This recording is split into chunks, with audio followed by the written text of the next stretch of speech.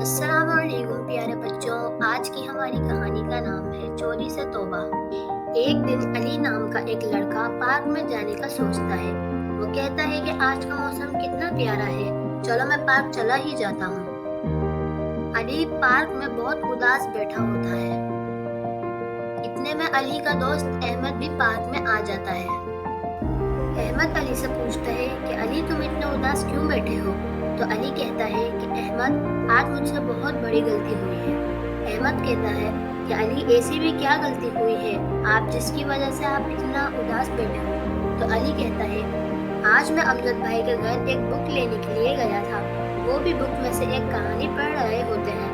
मैंने उनसे जब वो बुक मांगी तो उन्होंने कहा कि अली मेरे कमरे में टेबल पर वो बुक रखी है, तुम वहाँ से ले लो। तो जब अली अमजद के कमरे में जाता है तो वो देखता है कि बुक के साथ वहाँ एक खिलौना भी रखा होता है। तो अली उस बुक के साथ वो खिलौना भी अपनी जेब में रख लेता है और वहाँ से चला जाता है। अब अली अहमद को बोलता है कि अहमद तुम ही बताओ मैं अब क्या करूँ, मुझसे बहुत बड़ा गुनाह हुआ है। तो अहमद अली से कहता है कि अली इसमें परेशान होने वाली कोई बात नहीं है, अल्लाह ताला से इस गुनाह की माफ़ी मांग लो और अमजद को इसका खिलौना वापस कर दो, तो अल्लाह ताला आपको ज़रूर माफ़ कर देंगे। हमारे प्यारे नबी सल्लल्लाहु अलैहि वसल्लम फरमाते हैं कि गुनाह से तौबा वाला उस शख्स जैसा है जिसने कोई गुनाह किया ही ना हो। तो अली कहता है कि मतलब मैं अल्लाह ताला से तौबा कर लूँ और अमजद को इसका खिलौना वापस कर दूँ तो मुझे माफ़ी मिल जाएगी? तो इस बात पर अहमद कहता है कि हाँ अली, इसकी माफ़ी ज़रूर मिल जाएगी।